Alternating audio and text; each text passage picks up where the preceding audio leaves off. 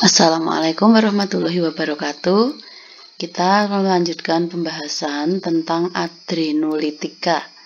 Kalau kemarin sudah membahas tentang adrenergika, yaitu zat-zat yang merangsang saraf adrenergik atau saraf simpatik, maka berikut ini adalah membahas obat-obat yang menghambat saraf adrenergik atau saraf simpatik.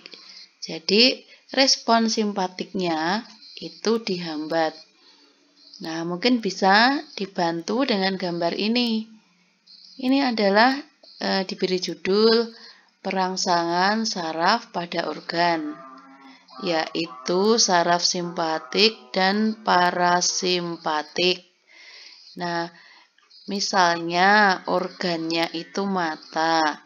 Respon simpatik itu membuat pupil mata berdilatasi.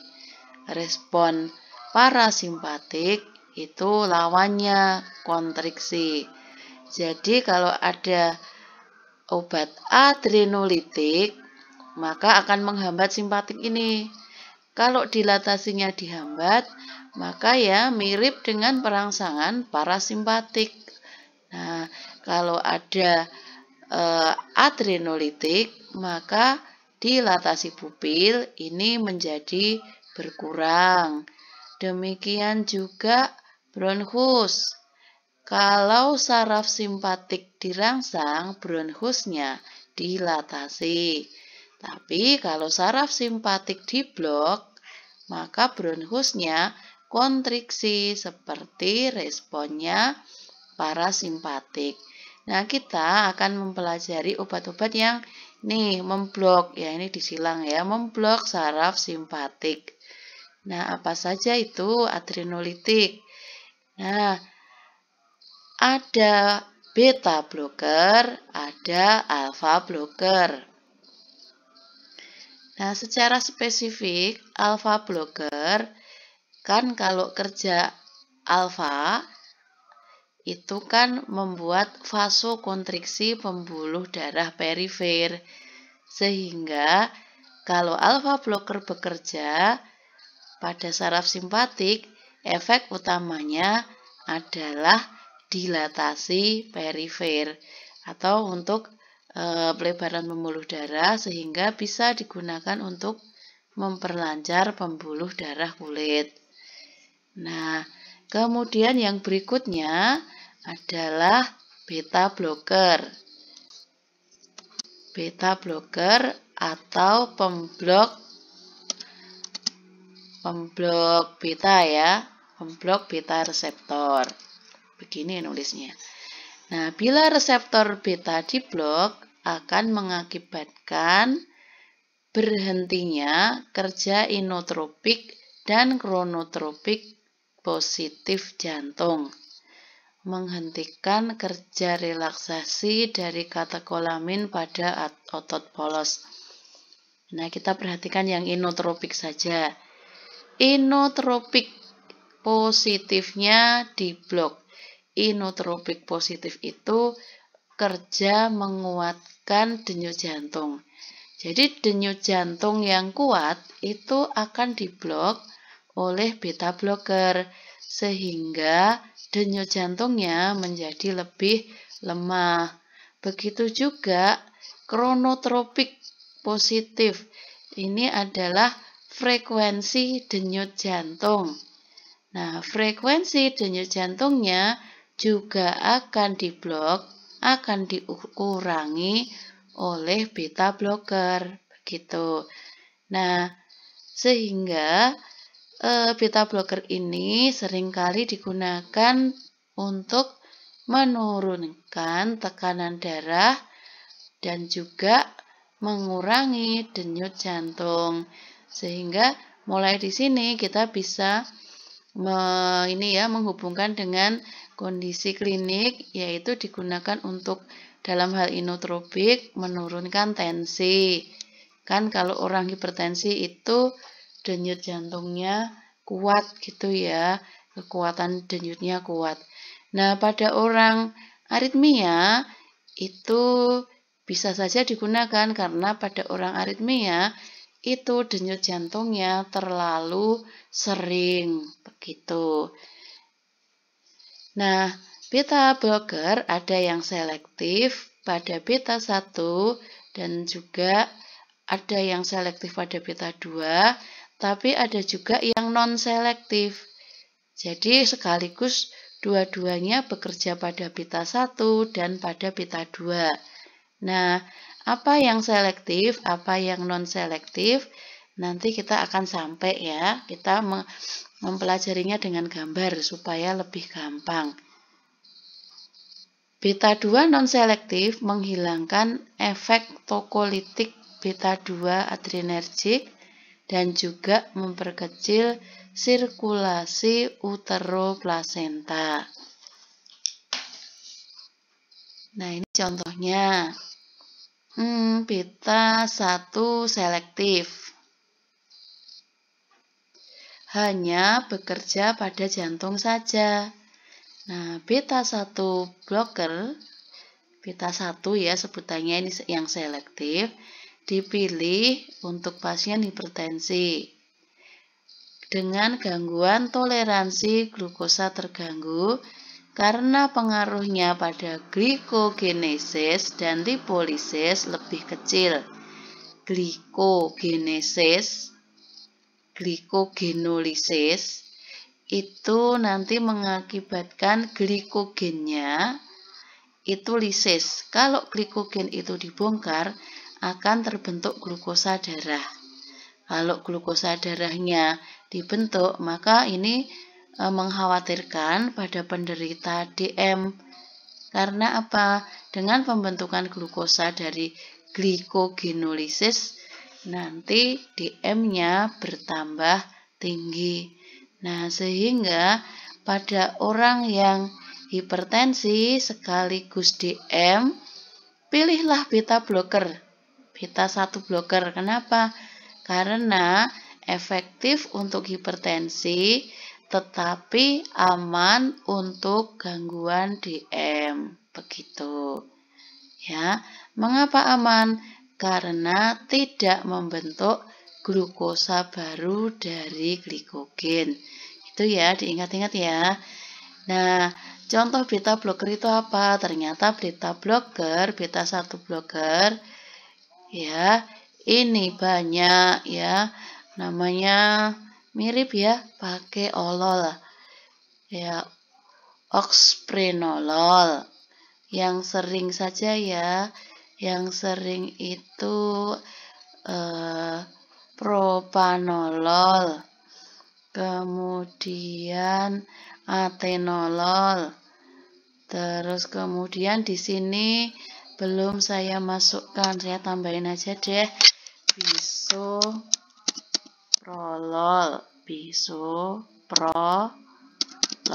ini sering banget sekarang.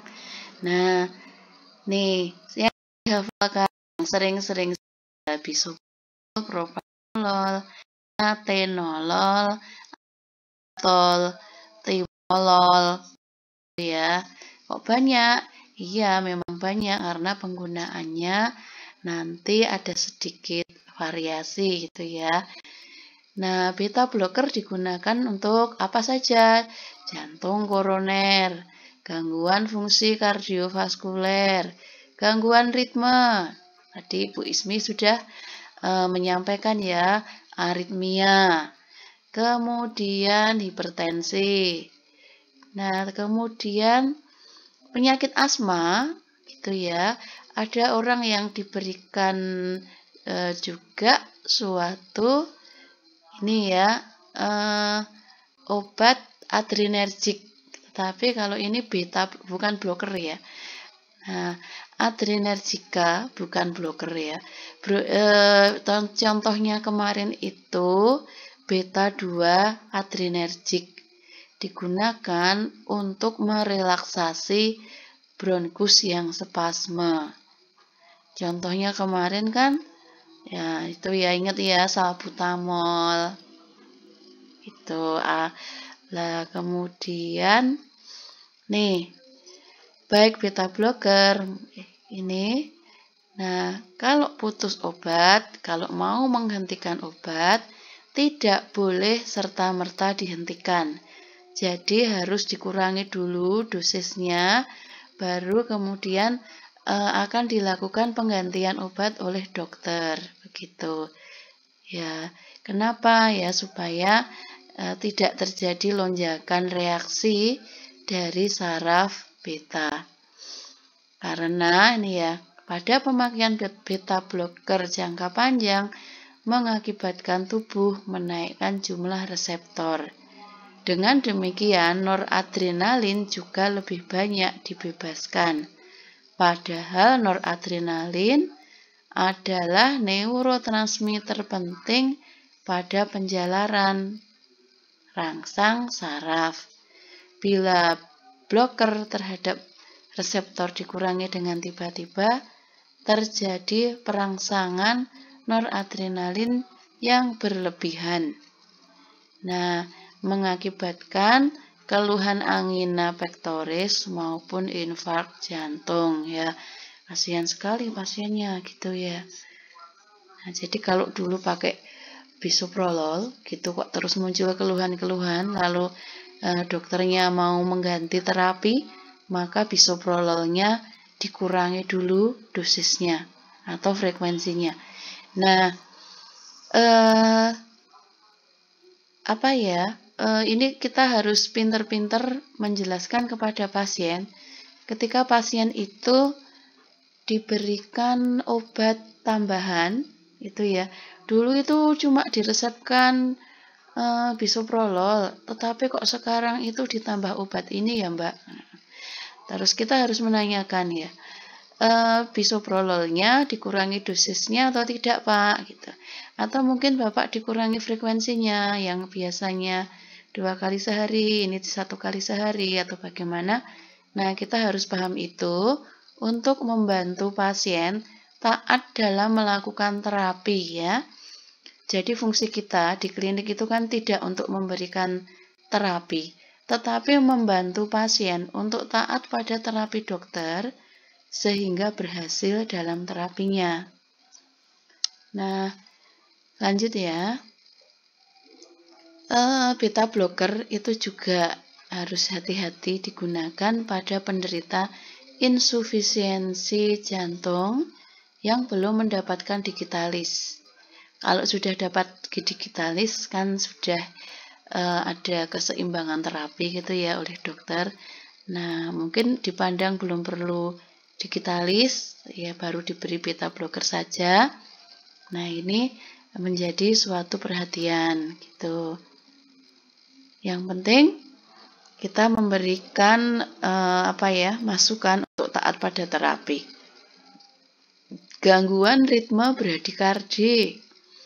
Bradikardi itu denyut jantungnya lebih jarang dari yang normal gitu. Kalau dikasih beta blocker nanti denyutnya akan lebih cepat. Kemudian blokade atrioventrikular di jantung. Ini masalah denyut itu ya. Kemudian DM yang cenderung mengalami hipoglikemi spontan. Kan tadi menghambat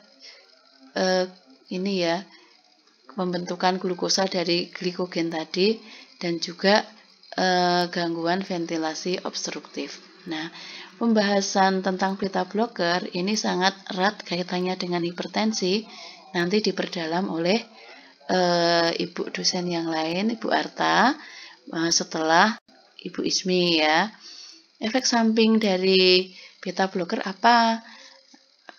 Nausea, muntah, keluhan lambung, diare, lelah, gangguan sistem saraf pusat, putus asa, linglung gitu ya, alergi, pruritus. Nah, namanya efek samping itu tidak kemudian kok muncul semua itu enggak ya. Mungkin ada seorang pasien tidak muncul efek samping, tapi ada seorang pasien yang gangguannya itu mungkin lelah gitu ya, lemes gitu. Setelah minum obat itu jadi lemes, gampang capek gitu ya. Nah, tapi seorang yang lain mengeluh ini diare begitu. Jadi tidak selalu muncul. Kalaupun muncul, tidak semua muncul begitu. Nah, ini ringkasan ya. Ini penting banget ya. Silahkan digambar. Ya, kalaupun di screenshot, ya di print boleh. Tapi saya sarankan untuk membantu kita dalam belajar akan lebih gampang kalau ini kita gambar lagi. Kita tulis dengan tangan kita. Jadi, saraf simpatik itu kan reseptornya ada 4. Alfa 12, beta 12. Nah, ada obat-obat yang disebut sebagai agonis. Agonis itu yang merangsang. Sedangkan antagonis itu yang mengeblok atau menyetop atau menghambat. Jadi kita baca saja dari bawah itu ya. Propanolol, dia suatu beta blocker, begitu. Nah, propanolol itu ternyata dia memblok beta 1, tetapi sekaligus memblok beta 2.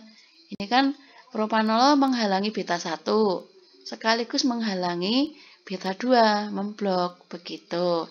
Sehingga kalau kita baru saja membaca, begitu ya, mempelajari bahwa propanolol itu akan memblok beta 1 sehingga terjadi hipertensinya berkurang, begitu.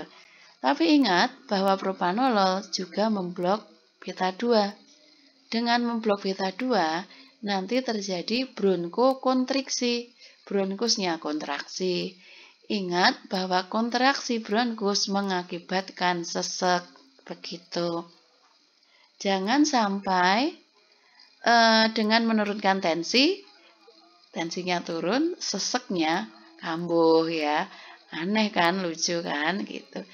Lah, kok kenapa kok propanolol masih dipakai? Iya, karena sensitivitas pada orang itu bisa saja berbeda. Kalau orang yang nggak ada keluhan asam lambung, kalau orangnya nggak ada keluhan asam lambung, maaf ya. Kalau orangnya tidak ada keluhan pada asma, maka hambatan pada beta 2 tidak begitu mengganggu, begitu ya. Tetapi kalau orangnya itu sudah terjadi hambatan duluan, gangguan duluan pada beta 2, misalnya pada penderita penyakit asma, ya hati-hati, jangan ya. Pilih obat yang lain. Obat apa yang dipilih? Bisa dipilih bisoprolol, begitu. Mengapa bisoprolol? Bisoprolol, atenolol itu menghambat beta 1. Beta 1 dihambat, tensinya turun, begitu. Bu Ismi, tapi kok masih kena beta 2? Ya, tapi setidaknya kan lebih dominan di beta 1. Nah, apakah juga bisa terjadi gangguan asma? Bisa saja, misalnya ketika takarannya itu ditambah ya. Nah, terus kemudian pemakaiannya juga terlalu sering, begitu ya. Kadang-kadang itu orang itu karena ingin segera mendapatkan efek pengobatan yang diinginkan kan, terus ini ya, kalau 1 bisa turun, kalau minum 2 pasti lebih turun lagi gitu ya. Tapi itu kan ternyata salah ya. Nah, ini harus kita pahami sebagai kita nanti lulus mendapat predikat ahli madya farmasi ya, ahli ya. Nah, itu yang menghambat. Sekarang yang agonis itu meningkatkan kerja dari saraf-saraf ini. Ambil saja salbutamol yang sudah kita pelajari. Salbutamol agonis meningkatkan kerja beta 2. Kalau beta 2 ditingkatkan kerjanya, terjadi bronkodilatasi. Kalau yang awalnya sesek, kemudian menjadi longgar, begitu ya. Nah, terus ini Nih, Phenylephrine dan juga PPA.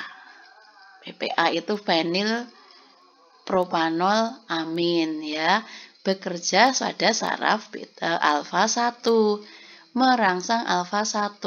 Alfa 1 dirangsang vasokonstriksi, digunakan pada apa? Pada hidung tersumbat. Jadi masuk dalam dekongestan. Hidung tersumbat itu karena pembuluh darahnya kan awalnya melebar. Kalau dirangsang pada alfa 1 oleh phenylephrine dan PPA, pembuluh darah akan vasokonstriksi. Pembuluh darah tidak melebar, terus hidungnya tidak tersumbat. Begitu. Lah, tapi kok kena beta 1? Iya, inilah kekurangannya yang harus diwaspadai. Karena kena beta 1, nanti denyut jantungnya bertambah. Nah, hati-hati pada penderita hipertensi. Pasti kalau memperhatikan di kemasan obat flu ada peringatannya, hati-hati pemberian obat ini pada penderita hipertensi. Seperti itu. Nah, insya Allah gambar ini banyak memberikan pencerahan kepada kita gitu ya. Nah, kemudian adrenolitika yang bekerja kompleks itu misalnya, kenapa kok kompleks? Ini tidak hanya bekerja pada noradrenalin atau reseptor simpatik, tapi juga dopamin dan serotonin ya. Bu Ismi tidak melanjutkan secara detail, begitu ya. Yang jelas, bingung nanti kalau saya jelaskan detail dan panjang. Yang jelas, ergometrin digunakan untuk menghentikan perdarahan berlebihan pada haid ataupun pada melahirkan, gitu ya. Nah, ini kenapa? Karena ergometrin dan juga ergotamin mempunyai daya vasokonstriksi. Ya, sehingga perdarahannya itu bisa dihentikan. Demikian juga pada migrain. Ergometrin ini untuk perdarahan, ergotamin untuk migrain. Nah, efek sampingnya nanti ini ya, kematian jaringan ya, karena efek vasokonstriksinya. Nah, efek vasokonstriksi ini terjadi karena kerja pada dia vasokonstriksi pada adrenergik tadi. Kemudian obat lain, nah itu klonidin. Klonidin, kemudian klonidin nanti dibaca ya ini. Nah, terus kemudian klonidin itu obat antihipertensi ya. Efek sampingnya ngantuk, sedasi. Kemudian reserpin. Reserpin juga antihipertensi. Dibaca ya ini ya. Nah, dibaca sendiri nanti screenshot saja gitu.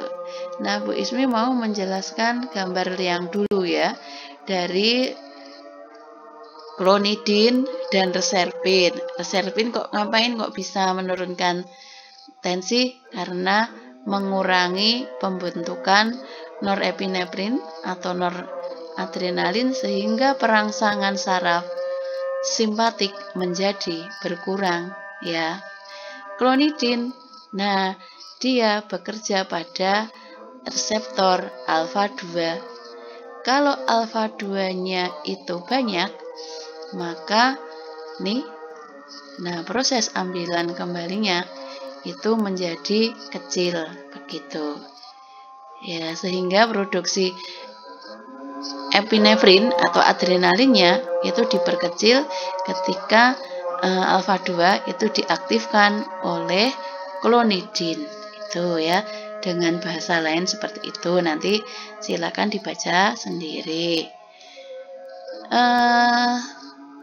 Nah, sudah dijelaskan juga ya dari gambar itu bahwa senyawa katekolamin, noradrenalin, adrenalin, dopamin itu kan neurotransmitter ya, penghantar saraf gitu. Supaya tidak terjadi rangsang yang terlalu kuat dan terus-menerus, kan harus ada deaktivasi ya.